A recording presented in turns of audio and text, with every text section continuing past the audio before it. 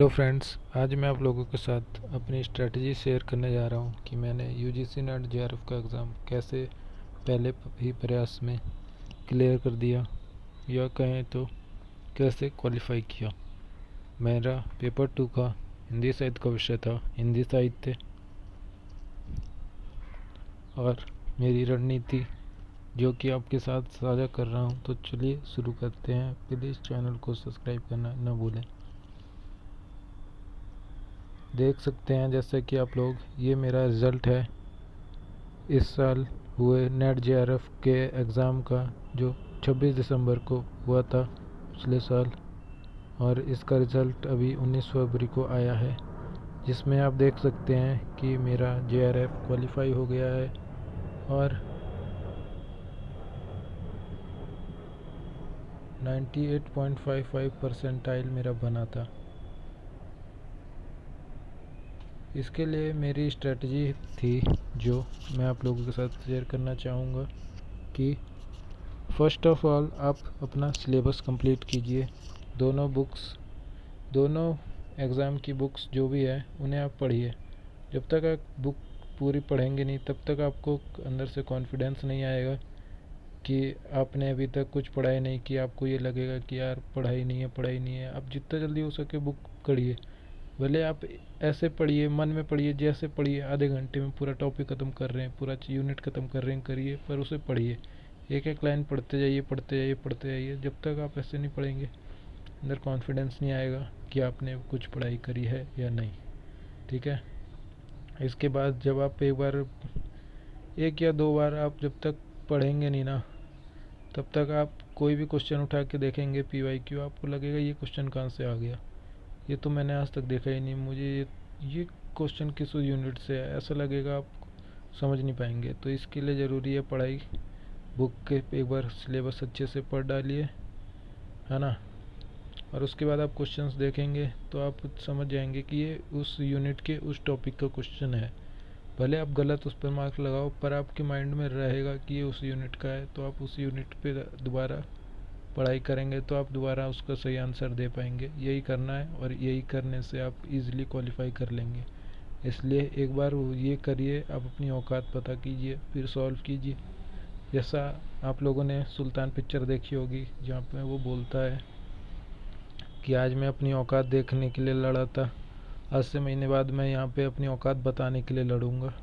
तो वही करना है आपको। पहले आप अपनी औकात देखने के लिए बुक पढ़िए, फिर MCQ सॉल्व कीजिए, पिछले ईयर के क्वेश्चन पेपर सॉल्व कीजिए। अगर नहीं हो पा रहे तो आपको अपनी औकात, हैसियत जो भी है सब पता चल जाएगा। उसके बाद आपको दुख होगा कि मैं नहीं कर पा रहा हूँ, तब आपके अंदर से पढ़ाई का कीड़ा है वो जगेगा, तब आप अच्छे से करेंगे और ईज़िली आप अच्छा स्कोर कर पाएंगे नेक्स्ट जब आप बुक पढ़ के दोबारा से सॉल्व करने बैठेंगे तो।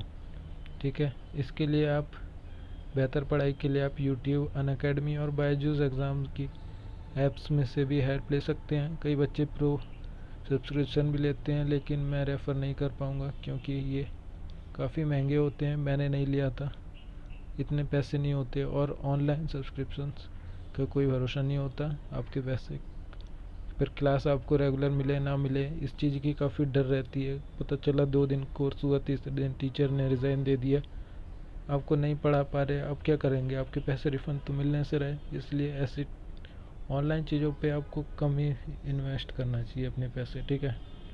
आप बुक्स पे कीजिए, आप प्रीवियस ईयर क्वेश्चन पेपर्स की प्रिंट आउट निकलवाइए, उनसे प्रैक्टिस कीजिए। इन सब पे खर्चा करोगे ना तो आपको दिखेगा और ये हेल्प करेंगे।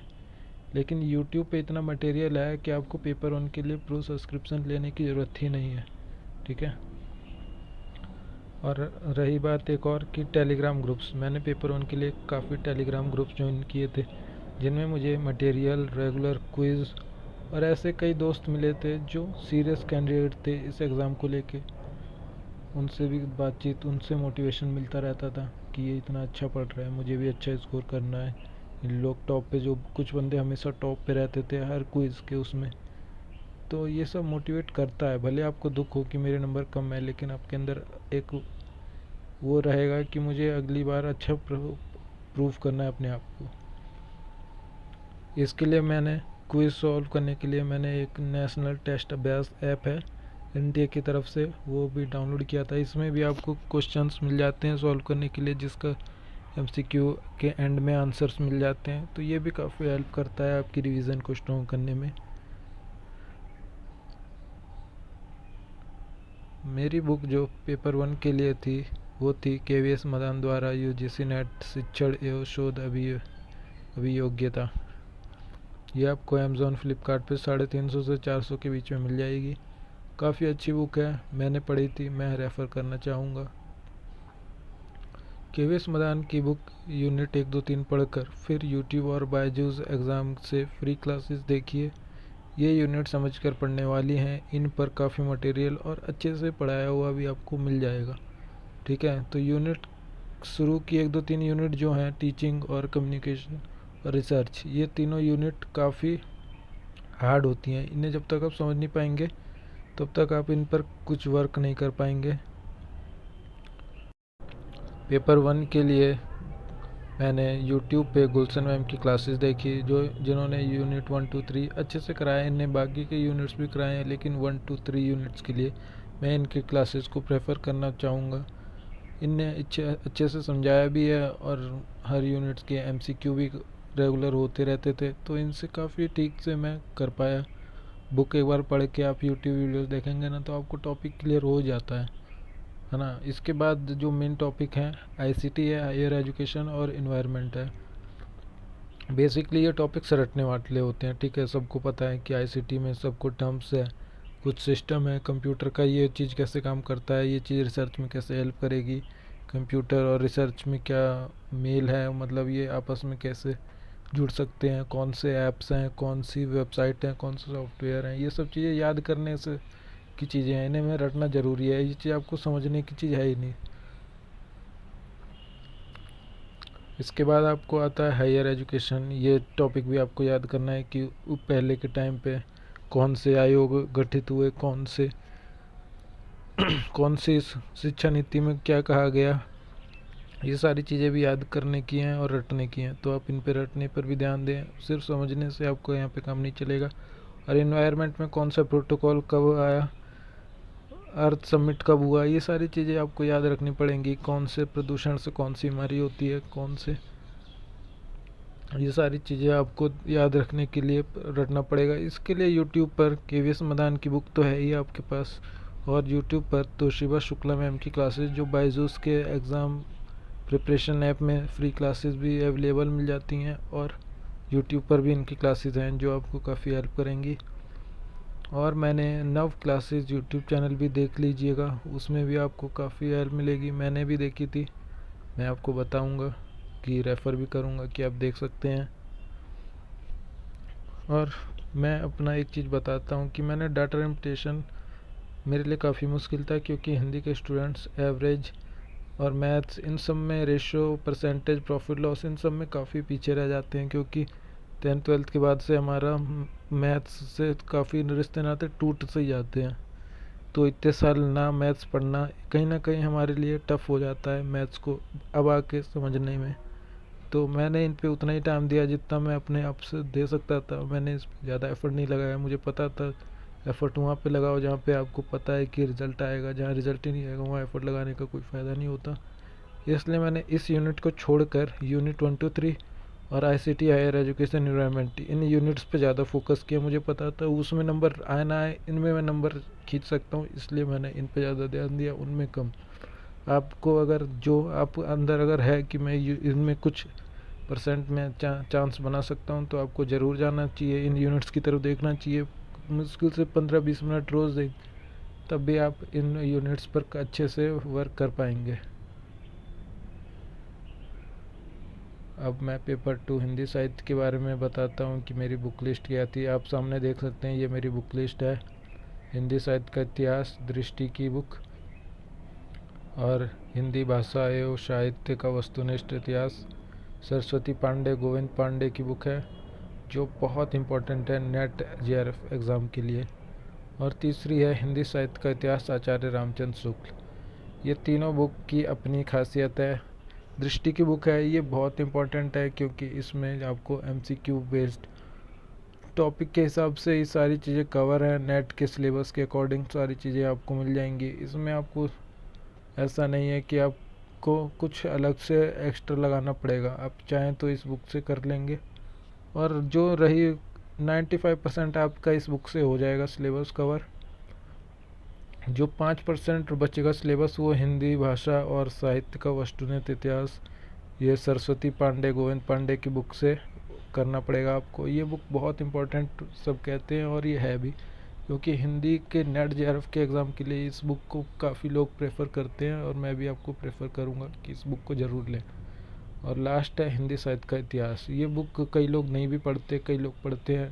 कई लोग नामवर सिंह की किताब को पढ़ते हैं, कई लोग राम स्वरूप चतुर्वेदी की किताब को पढ़ते हैं, लेकिन मैं इन्हें इस बुक को प्रेफर करूँगा क्योंकि ये बुक आपको बेसिक अंडरस्टैंडिंग समझाती है ये हिंदी साहित्य की कि भक्ति काल में हुआ क्या, आधुनिक काल की पृष्ठभूमि में क्या हुआ, भारतेंदु कौन थे, भारतेंदु युग में क्या हाल रहा, रीतिकाल में क्या था, कैसा माहौल था, क्या चीज़ें होती थी, क्या चीज़ कैसी कविता लिखी जाती थी, कौन रचनाकार थे। ये सब चीज़ें आपको बेसिक अंडरस्टैंडिंग में आती है, तभी आप अंदर कॉन्फिडेंस बिल्ट होता है। तो आपको इसमें ये तीनों बुक आपको लेनी चाहिए। गोविंद पांडे की पुस्तक और नेट जेआरएफ दृष्टि की किताब अत्यंत आवश्यक है। पेपर 2 में आपको पहले कठिन यूनिट से शुरुआत करनी चाहिए, फिर सरल यूनिट पे जानी चाहिए।